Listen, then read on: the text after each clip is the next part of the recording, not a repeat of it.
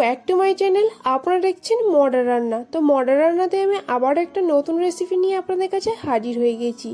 তো আজকে আমি আপনাদের সঙ্গে শেয়ার করব ঝরঝরে চিড়ের পোলাও, যেটা আপনারা বাচ্চাদের টিফিন বা বড়দের কলেজ বা অফিসের টিফিন হিসেবে খুব সহজে ঝটপট বানিয়ে নিতে পারেন। তাহলে চলুন আমি কিভাবে বানাই দেখে নিই। তার জন্য একটা বাটিতে আমি নিয়ে নিয়েছি 250 গ্রাম মতন চিড়ে। এবার এর মধ্যে পরিমাণ মতন জল দিয়ে ভালোভাবে চিড়েটাকে ধুয়ে নিতে হবে 3 থেকে 4 বার মতন। চিড়ের গায়ে যে এক্সট্রা ময়লাটা লেগে আছে সেই ময়লাটা যাতে ভালোভাবে ধোয়া হয়ে যায়, তার জন্য জল বদলিয়ে 3 থেকে 4 বার ভালোভাবে ধুয়ে নিতে হবে। আর ঠিক যখন ভালোভাবে চিড়েগুলো ধোয়া হয়ে যাবে তখন একটা স্ট্রেনারের মাধ্যমে জলটা ঝরিয়ে রেখে দিব। দেখুন, আপনারা দেখেই বুঝতে পারছেন যে চিড়েগুলো কতটা ঝরঝরে হয়ে গেছে। এবার আমি একটা বাটির মাধ্যমে চিড়েগুলো রেখে দিব।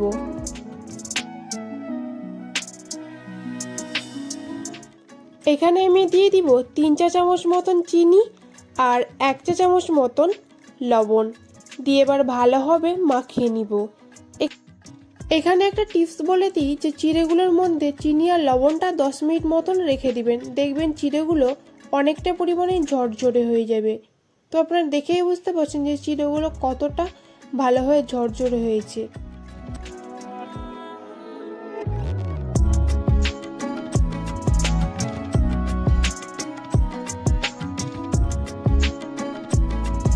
অপরদিকে একটা প্যান গরম করে নিয়ে এর মধ্যে দিয়ে দিব 3 চা চামচ মতো সাদা তেল। তেল যখন গরম হয়ে আসবে তখন এর মধ্যে দিয়ে দিব কিছুটা পরিমাণে বাদাম দিয়ে 2 থেকে 3 মিনিট মতন লো টু মিডিয়াম ফ্লেমে ভালোভাবে ফ্রাই করে নিব। ফ্রাই করা হয়ে গেলে এর মধ্যে দিয়ে দিব 2টো শুকনো লঙ্কা। শুকনো লঙ্কাটাকে ভালোভাবে আবারও 1 মিনিট মতন ফ্রাই করে নিব। আপনারা এখানে চাইলে বাদামটা আগে থেকে তুলে নিতে পারেন, তারপরে শুকনো লঙ্কা ব্যবহার করতে পারেন। শুকনো লঙ্কাগুলো যখন ফ্রাই করা হয়ে যাবে তখন এর মধ্যে দিয়ে দিব লম্বা লম্বা করে কেটে রাখা পেঁয়াজগুলো। এবার পেঁয়াজটাকে প্রায় 2 মিনিট মতন ভালোভাবে লো টু মিডিয়াম ফ্লেমে ফ্রাই করে নিতে হবে। এখানে আপনারা যদি নিরামিষ চিড়ের পোলাও বানান তো আপনারা এখানে পেঁয়াজটা স্কিপ করতে পারেন। এবার পেঁয়াজটা যখন ভাজা হয়ে যাবে তখন আমি এখানে দিয়ে দিব একেবারে ছোট ছোট করে কেটে রাখা গাজর কুচি। এখানে আমি একটা মিডিয়াম সাইজের গাজর ব্যবহার করেছি। এবার গাজরটাকে ভালোভাবে ফ্রাই করে নিতে হবে, যাতে গাজরটা ফ্রাই করার মাধ্যমে প্রায় 80% মতন সেদ্ধ হয়ে যায়। তো দেখুন, এখানে গাজরটা আমার অনেকটা পরিমাণে ফ্রাই করা হয়ে গেছে।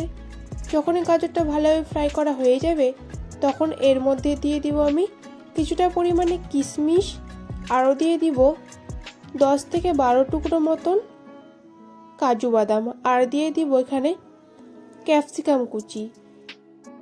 এবার এগুলোকে 30 সেকেন্ড মতন নাড়াচাড়া করে নিয়ে এবার এর মধ্যে দিয়ে দিব আমি একটু কালারের জন্য 1 চিমটি মতন হলুদ গুঁড়ো। এবার মিডিয়াম ফ্লেমে 3 মিনিট মতন ভালোভাবে ফ্রাই করে নিতে হবে, যাতে হলুদের কাঁচা গন্ধটা একেবারে চলে যায়। আর হলুদের যদি কাঁচা গন্ধ থাকে তো চিড়ের পোলাওয়ের টেস্ট অনেকটাই কমে যায়। তো এখানে আমার প্রায় ভালোভাবে সবজিগুলোকে ফ্রাই করা হয়ে গেছে। যখন ফ্রাই করা হয়ে যাবে তখন এর মধ্যে দিয়ে দেব আমি ঝরঝরে চিড়েগুলো।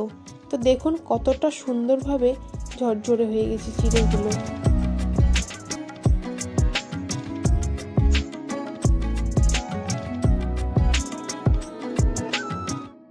চিড়েগুলো দেওয়া হয়ে গেলে এবার ভালোভাবে সমস্ত উপকরণকে 2 থেকে 3 মিনিট মতন মাখিয়ে নিলেই রেডি হয়ে যাবে আমাদের গরম গরম চিড়ের পোলাও।